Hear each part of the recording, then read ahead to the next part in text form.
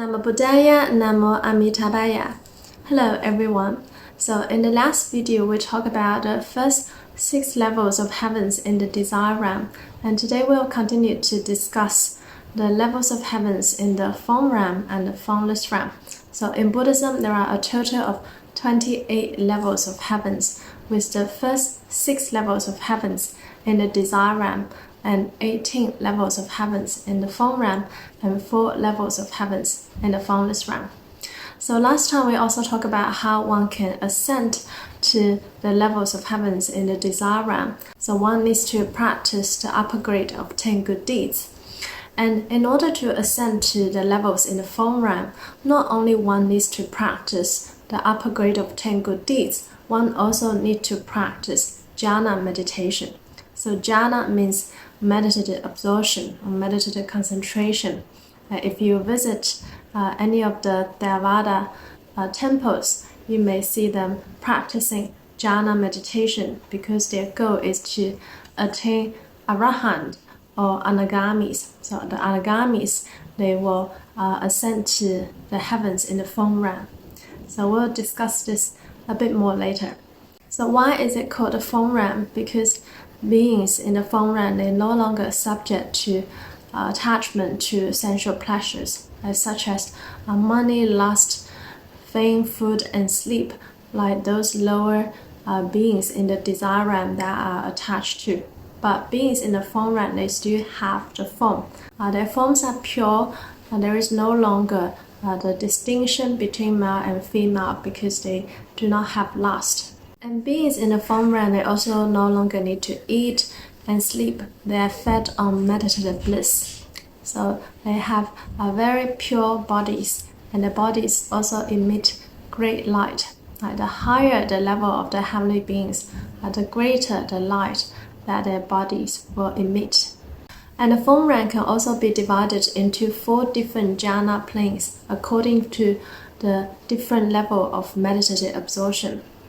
So in the first jhana plane, there are 3 levels of heavens. The first is called the Brahma's retinues. The second is called the Brahma's ministers. And the third level in the first jhana plane is called the Mahabrahma, or the Great Brahma. So we have all heard of the Brahma. In Hinduism, Brahma is considered the God, the all-powerful creator that creates the universe. And in Buddhism, we don't say that. In the sutras, the Buddha often criticized the great Brahma for being delusioned into thinking that he is the all-powerful and all-seeing creator of the universe. The Buddha said this is just a mere misunderstanding. So the great Brahma is a great God that resides in the 3rd level of heavens in the first jhana plane, in the form realm. But he's not the creator of the universe. In Buddhism, there is no sort of external absolute creator that creates everything. Rather, it's really the mind, the heart, the Buddha nature that can be equivalent to say to be the creator. And the lifespan for beings in the great Brahma heaven is 1 asankhya kalpa. So this is a tremendously long time. And there are also 3 levels of heavens in the 2nd jhana plane. And the 3rd level of heavens in the 2nd jhana plane is called the Abhasvara heaven. So the Abhasvara heaven is also called the streaming radiance heaven or the light sound heaven. And we talked about that before in the sutras. The Buddha told us that the origin of humans on earth were initially from the Abhasvara heavens. So our ancestors, they were actually the very earlier humans that live on earth were actually descended from the Abhasvara heaven, according to the Buddha.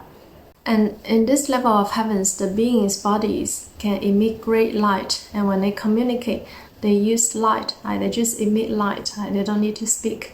So that's why it's called the light sound heaven. And the lifespan is 8 mahakalpas, heavenly time. There are also 3 levels in the 3rd jhana plane. And in the 4th jhana plane, there are a total of 9 levels of heavens, or sometimes one also sees 7 levels or 10 levels. And what's special about the 4th jhana plane is that the last 5 levels of heavens are called the pure abodes. So the pure abodes are only accessible to anagamis and non-returners. We'll talk about the 4 different levels of enlightenment in Theravada Buddhism. Sotapanna, string enterer, Sakadagami, once returner, Anagami, non-returner, and Arahants. So the Anagamis, when they become Anagamis, they will be reborn into the last 5 levels of heavens in the 4th jhana plane, so the 5 pure abodes. And there they will realize Arahants and exit the cycle of Samsara. And there is also Lord Maheshvara that lives in the highest levels of the form realm, the heaven of the peerless devas, Akanitha devas. So Lord Maheshvara is the ruler of the form realm and also the 3 realms. So last time we talked about how Lord Mara is the ruler of the desire realm, and Lord Maheshvara is the ruler of the form realm and also the 3 realms. And because if one is the ruler of the form realm, then one is the ruler of the 3 realms. In the formless realm, beings are basically in their meditation and they don't really do anything. So Maheshvara is also the ruler of the 3 realms. In the Avatamsaka Sutra, the Buddha also told us that often bodhisattvas of the 10th bhumi, or the 10th grounds, they will transform into Maheshvara and also to expound the Dharma to the heavenly beings. So in Hinduism, where people talk about Lord Shiva, it's probably equivalent to Maheshvara. And the lifespan for beings in the highest level of the form realm, the level of peerless devas, is 16,000 Mahakapas, celestial time. And next we have the formless realm, and there are 4 levels in the formless realm. So why is it called the formless realms? Because beings in the formless realm, they no longer have any form, and they are mind only. So why they don't have any form? Because they practice the formless jhana meditations. So according to the different formless jhana meditations, there are also 4 different levels. So the first is the sphere of infinite space. The second is the sphere of infinite consciousness. And the third is the sphere of nothingness. And the fourth is the sphere of neither possession nor non-possession. So all these different 4 levels are basically 4 different formless jhana meditation. So in the sphere of infinite space, beings meditate upon the idea that the space is infinite.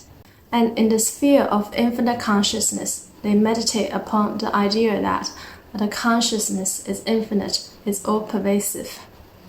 And in the sphere of nothingness, they meditate upon the idea that there is nothingness. So the Buddha's very first teacher, before he realized enlightenment, this is the meditation that he taught Lord Buddha to meditate on. There is nothingness. But I remember attachment to nothingness is also a form of attachment. And in Buddhism, we don't really say there is nothing, but rather we say emptiness. Emptiness doesn't mean that there is nothingness. Form is emptiness. Emptiness is the form. Emptiness means that there is no permanent fixed self-nature that attached to anything. All things are constantly changing, and that's why one should not be attached to anything. But it's not saying that there is nothingness. Attachment to nothingness is still a form of attachment. And also, to realize enlightenment, one doesn't need to reject the form. One doesn't really need to reject the body. But one just needs to understand that the form is emptiness. The form is also impermanent. It's not to be attached. But it's not to say one rejects the form. To attain enlightenment, one doesn't need to reject the form. The Buddha also realized enlightenment when he took on the human form. And also his disciples who realized enlightenment to the stage of arahants, they were all in human forms. So to reject the form is actually not good. What happened to beings in the formless realm is that they cannot really hear the Dharma because they don't have any form. So no bodhisattvas will be born in the formless realm, because to be a bodhisattva, one also needs to take on certain kinds of forms in order to help sentient beings. Like if you want to help humans, then you need to take on the form of a human being in order to teach the Dharma to the humans. So no bodhisattvas will ever be reborn in the formless realm. So in the formless realm, beings cannot really hear the Dharma. So in the sphere of nothingness, beings meditate upon the idea that there is nothing. This is still an attachment to nothingness. So the Buddha said, this is not enlightenment. And the final state is called the sphere of neither possession nor non-possession. So what happens in beings there is that they are in a state where they do not engage in any perception, and that is called neither perception. But it doesn't mean that they completely have no possession. So that's why it's called no non-possession. It's like sometimes when we are in meditative absorption, we think that we actually don't have any thoughts, we don't have any perceptions. But to think like this, this is still a possession. It is very subtle. One may think that one already do not engage in any perception, but this state is also not permanent. Maybe through your meditative absorption, you may not have any perception for some time, but it doesn't mean that it eliminates all the perceptions. There will still be perceptions. And also beings in this realm, there is a problem. It's that they have not cut off the wrong thoughts and perceptions. What is the wrong thought? The most serious wrong thought is that they think this is enlightenment. If you think this is enlightenment, first of all, there is the attachment to the self. I think I am enlightened if I am absorbed in this state of meditation. So there is still the attachment to the self, a very subtle one, and also attachment to this kind of mental states. But the Buddha said even this kind of mental states are not to be attached. Remember, enlightenment is not to be attached to any state, including the so-called state of enlightenment. To realize enlightenment at the stage of Arahant, one needs to cut off all the wrong thoughts and perceptions.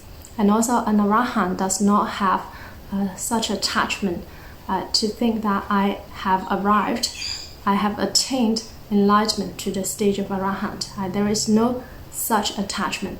Even when the Buddha says he realized enlightenment, the Buddha doesn't think so. There is no such attachment. So we talked about before. Enlightenment is not to be attached to any kind of mental state, to any experiences. So sometimes people say, oh, what does it mean if I meditate, I see light, I feel different energies, maybe Kundalini awakening, I feel all kinds of things, etc. What does this mean? It doesn't need to mean anything. You just don't need to be attached to any experiences when you are in meditation. If you're not attached, then there are good experiences. Like maybe when you Nianfo, you see Amitabha Buddha, or you see the saints of the Pure Land. If you're not attached, these are good experiences. Sometimes people do see it's also that the Buddha wants us to give rise to firm faith. But whatever things that we see, or light, or experiences, etc., if we are not attached, then they're good experiences. If we are attached, then this can hinder our progression. And also, it's easy for us to fall into the trap of delusions. So whenever people ask me, what does it mean? When I meditate, I experience this and that. I'll always say, just do not be attached. I simply perceive things as they are. And this can help us to progress much further. In the end, enlightenment is, from the Heart Sutra, there is nothing to be obtained, which means that there is nothing to be attached. To attain enlightenment means that one is not attached to any mental state, any experiences, not to be attached to anything whatsoever, and then relying on prajna paramita, the wisdom of transcendence, the wisdom of shunyata, one realizes anuttaya, sanya sambodhi. So what's the problem with beings in the formless realm is that first of all, they reject the form. They think that the body is a problem, the form is a problem, so they reject the body and they practice the formless jhana meditation. And we just talked about one actually doesn't need to reject the body in order to realize enlightenment. Lao Tzu from Tao Te Ching, Taoism, chapter 13, Lao Tzu also said, I have suffering because I have this physical body. If I don't have the physical body, then what kind of sufferings would I have? From this saying, it seems that Lao Tzu most also likely practice the formless jhana meditation and aspire to ascend to the formless realm. But to attain enlightenment, one doesn't need to reject the body. One doesn't need to reject anything. Nothing is a problem. It's only our attachment and our craving is a problem. And so one adopts the middle way. So that's why all this formless state of jhana meditations, they're not enlightenment, because beings are still attached to these mental states and they still have attachment to the self, a very subtle one. So sometimes people are confused and think that the formless realm means enlightenment. So Buddha's second teacher, before Buddha realized enlightenment, he had another teacher called Ujjaka Ramaputra, and he practiced this formless jhana meditation of neither perception nor non-perception, and he thought that was enlightenment. And the Buddha said, hang on, this was not yet. So beings in the formless realm, like in the sphere of nothingness, the lifespan is 60,000 mahakalpas. And for beings in the sphere of neither perception nor non-perception, the lifespan is 80,000 mahakalpas, heavenly time. So it's a tremendously long time. And what happened during this time is that they will absorb in this kind of mental state, in the meditative absorption. And after the time has passed, they lose their meditative absorption. So this state is not permanent, and they have not completely cut off the wrong views and perceptions. And what happens at that time is that most likely they will fall to even the hell realm because they thought that they had realized enlightenment. And when this time has passed, they realized, oh, hang on, I now started to lose my meditative absorption.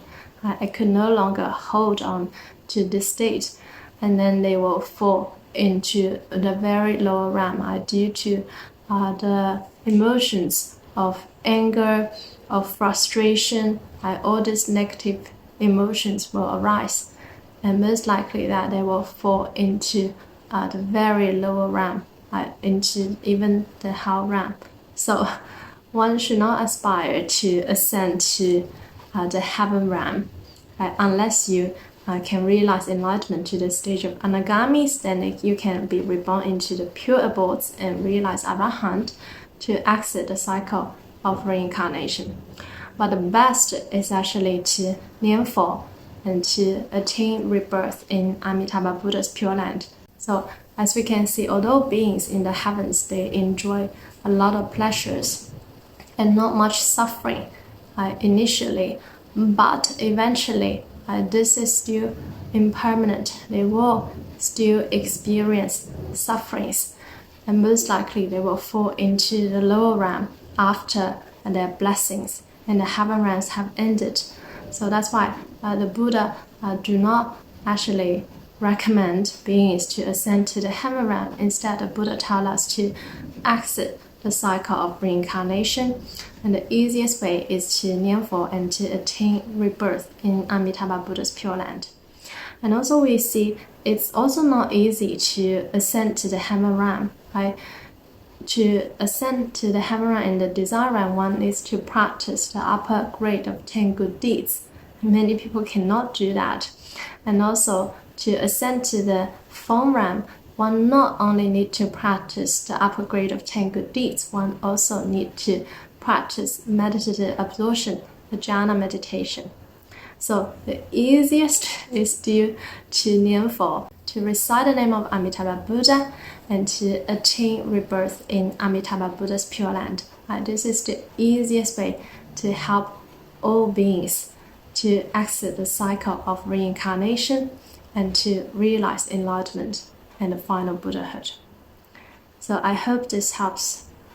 Namo Buddhaya, Namo Amitabhaya.